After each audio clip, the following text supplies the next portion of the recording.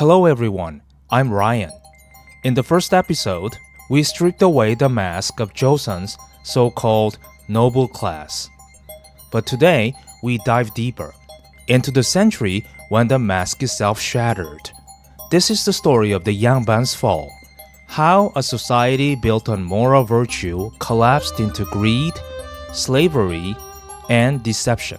And how the ghost of that hypocrisy still lingers in the hearts of modern elites. Some people were angry after the first video, so angry that their words did not survive YouTube's moderation. I never saw their comments, but I know what they meant, because the anger was not about historical accuracy, it was about identity. Here's the uncomfortable truth. If you had been born in Joseon, statistically, you would not have been Yangban. You would have been a farmer, a tenant, or someone owned by others. The Yangban were a tiny fraction of the population, an insulated caste. They did not represent you. They ruled over you. Yet, many modern Koreans instinctively side with them. Why? Because people are drawn to power, even when that power would have crushed their own bloodline. Identifying with the Yangban feels like standing closer to the throne, closer to status, closer to imagined superiority. It's not historical memory. It is psychological aspiration. The Joseon Yangban were not heroes. They were a moral aristocracy that justified hierarchy, extraction, and human degradation with elegant words.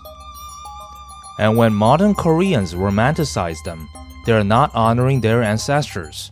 They're abandoning them. That's why I made this video. Not to attack the past, but to break the spell of inherited hierarchy that still whispers, some people are meant to rule, and others are meant to serve. The Yangban are gone, but the desire to be one has not died. Look at India. The caste system was abolished on paper, but it never disappeared from people's minds. It still shapes who marries whom, who rises, and who stays invisible. If the Yangban system had survived into modern Korea, this country would look exactly like that. A society divided by inherited rank rather than human worth. So, ask yourself honestly, do you really want a Korean version of caste? Because when people cling to the Yangban identity, that is the future they are quietly choosing.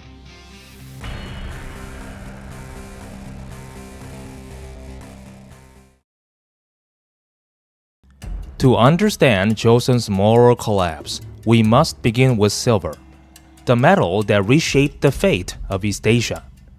From the 1600s onward, the world entered the global silver economy. Silver from Japan, silver from Qing China, silver from the Spanish colonies in Southeast Asia. All of it moved through the arteries of Asian trade.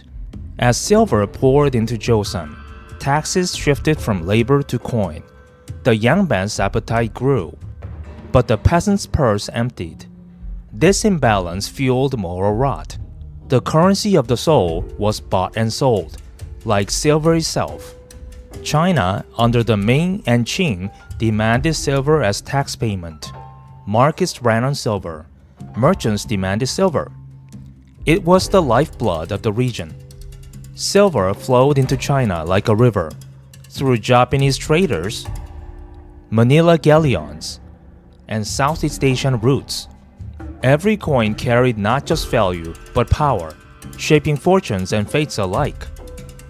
Japan, with its massive silver mines, Iwami Kinsan and Sado, became one of the world's major silver exporters. Some of this silver crossed through Tsushima traders, straight into Joseon markets. Silver was more than metal. It was ambition made tangible. And ambition can corrupt even the most venerable of men. In Southeast Asia, silver entered Manila on Spanish ships from the Americas. From Manila, it moved to Canton. and from Canton it flowed into Joseon via merchants, border trade, black markets, and diplomatic channels. A global river of wealth, reshaping societies from Manila to Seoul. Joseon needed silver because its own currency system was weak. Cloth money was unstable. Copper coins were inconsistent, but silver was universal.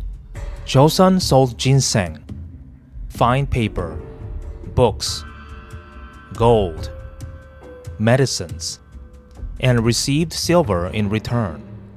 By the 18th century, silver reached every market, from peasant villages to elite households. Yet, for the common people, silver brought no freedom. It brought taxation, inflation, and despair. And for the Yangban, silver became temptation and poison. Silver could buy influence. Silver could buy official rank. Silver could buy a family tree. The rot spread so deeply that by the 19th century, nearly 70 to 80% of Yangban lineages were fabricated or bought.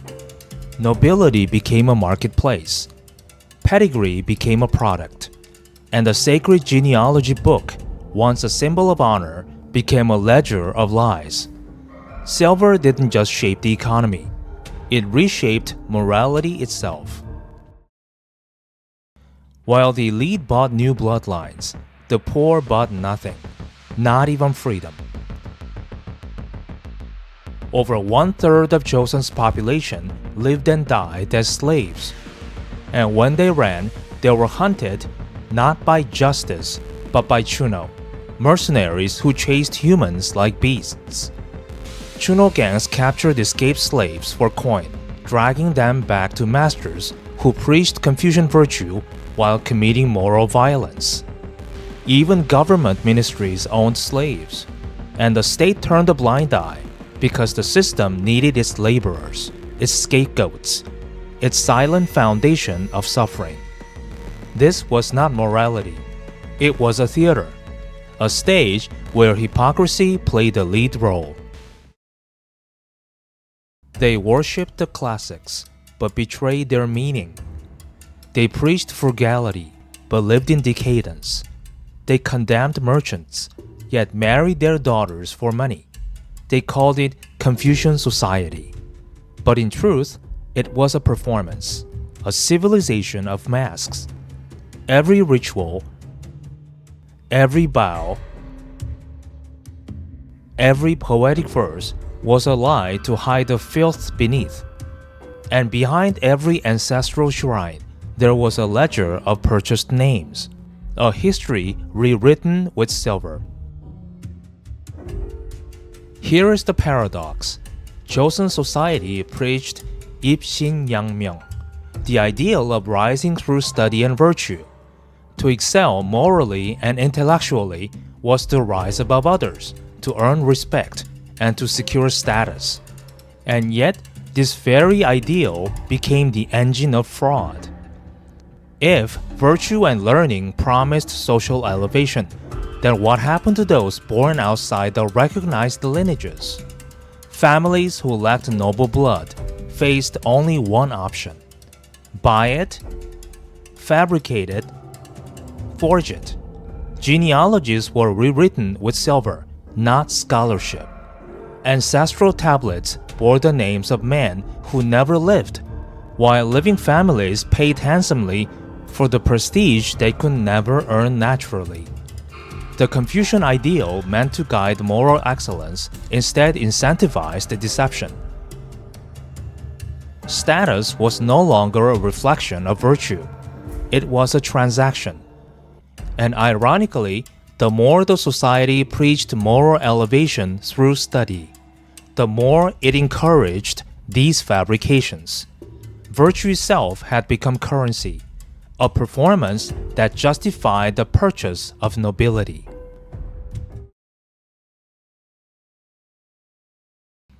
When Joseon collapsed, its moral rot didn't die. It evolved. The obsession with noble bloodlines turned into obsession with brands. Universities, and family names.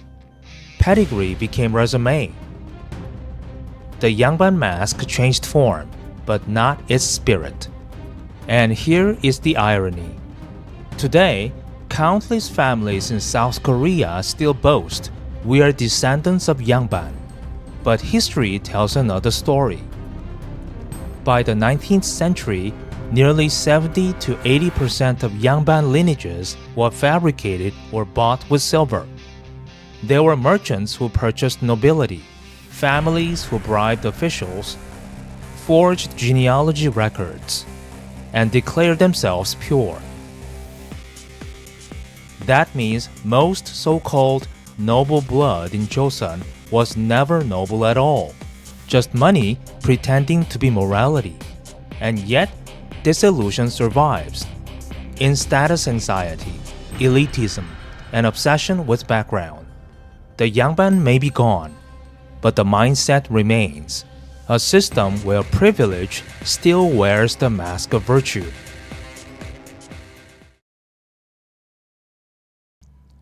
The Yangban class is officially gone. No more robes. No more exams in classical Chinese. No more hereditary privilege written into law. And yet, their mindset survived almost intact. Not through bloodlines, but through values. In Joseon, Yangban status was not earned through production. It was earned through symbols. Education over labor. Moral language over material contribution. Judgment over construction. That hierarchy collapsed politically, but it was never dismantled psychologically. Look at how they speak today. Everyone is called sajangnim. Not because they own anything, not because they hold responsibility, but because status must be inflated linguistically even when power hasn't changed. This is not politeness. This is symbolic elevation. The Yangban didn't disappear. They were verbally democratized. Now, look at labor. In Joseon, physical labor was despised, not because it was unnecessary, but because it contradicted moral superiority. Today, plumbers, technicians, builders keep society running. They are paid but rarely respected, needed but not admired. Parents don't dream of their children mastering a craft. They dream of them escaping it. That is not modern thinking. That is a Yangban thinking with a fluorescent lighting. Then there's education. South Koreans keep saying endlessly, education built South Korea. This sounds noble. It is also misleading. Early industrial Korea did not need philosophers. It needed workers who could read manuals, follow instructions, and operate machines. Education was a supporting condition, not the engine. The real drivers were state-directed industrial policy, entrepreneurship under protection, political coercion, and crucially, external alliances and aid. But education is emphasized because it carries moral prestige, and most South Koreans don't stop to ask why. In many Western societies, physical labor is not a moral stain. A plumber fixes what breaks. A mechanic keeps machines alive. If you're competent, you're respected. The work may be hard, but dignity comes from usefulness. South Korea inherited a different instinct. Here, physical labor is tolerated, even paid, but rarely admired. It is described as dirty, dangerous, something you escape, not something you master. This attitude did not come from modern capitalism. It came from much earlier. In a Sinocentric Confucian world, a society was not just organized, but morally ranked. In that world, the highest status did not belong to those who produced. It belonged to those who studied. The Yangban did not rule because they built things. They ruled because they embodied moral superiority through texts, rituals, and language. Study was not preparation, it was purification. Labor, by contrast, meant contact with materials, with necessity, with the body. And the body, in Confucian logic, was something to rise above.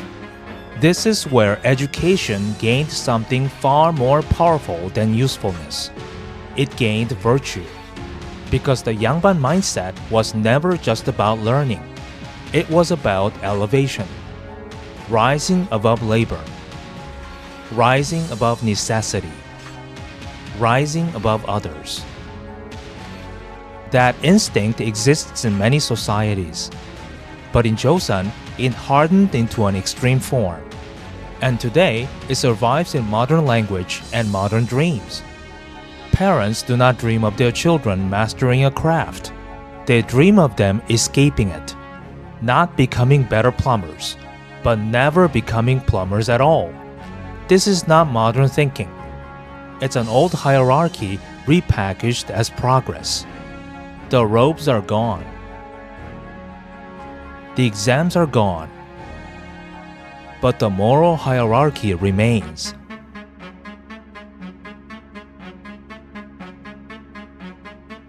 Education is still treated as virtue, labor as something to outgrow, and power continues to hide behind the language of morality. This is why criticism of the Yangban triggers such emotional resistance today. Most people defending them are not descendants. They are aspirants. Criticizing the Yangban feels personal because it threatens a borrowed identity. An identity built on being above rather than being useful.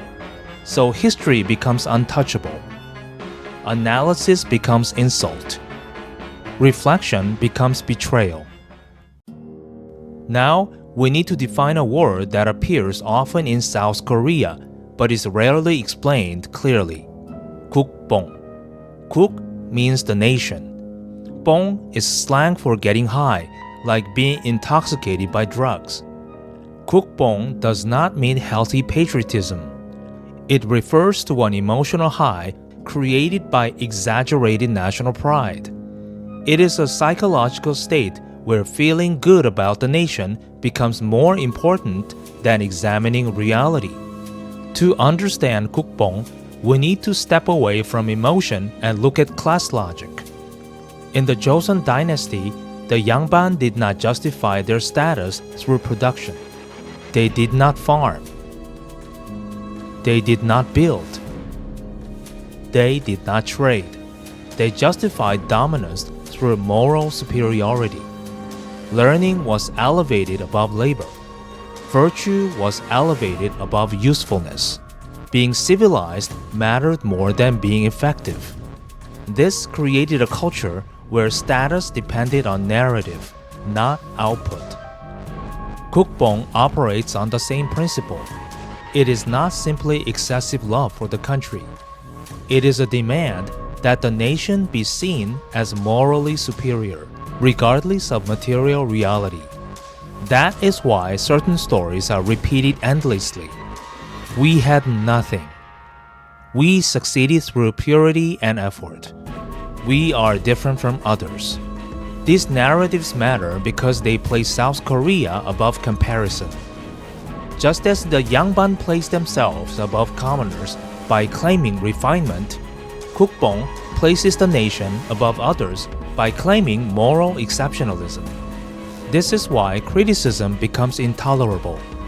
Criticism does not merely question a policy or a fact. It threatens a hierarchy. If South Korea is not morally exceptional, then comparison becomes unavoidable. If comparison is allowed, then limits appear. And once limits appear, the Yangban logic collapses. So criticism must be reframed as hostility. Analysis becomes betrayal. Any separation from the expected collective loyalty or national narrative is seen as disrespect. This is not patriotism. It is status defense. Gukppong is not patriotism. It is Yangban-style superiority expanded to the national level. Here is the key continuity. The Yangban resisted evaluation through productivity. Gukppong resists evaluation through comparison. Both rely on the same mechanism. Remove the subject from measurable standards. The tragedy is this. The people who suffered most under the Yangban system were commoners, and yet, modern Korea does not identify with them.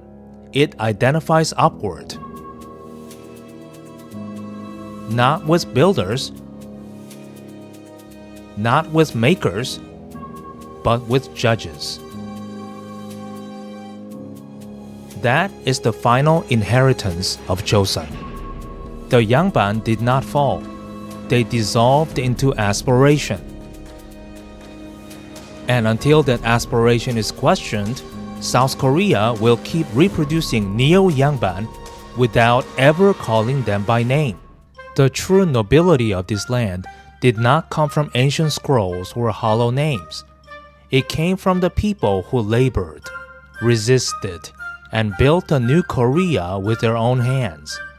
The Yangban bought their honor with silver, but the common people earned it with sweat, courage, and sacrifice. So if anyone claims noble blood today, let them prove it not by lineage, but by action, by compassion, by what they contribute to the living nation.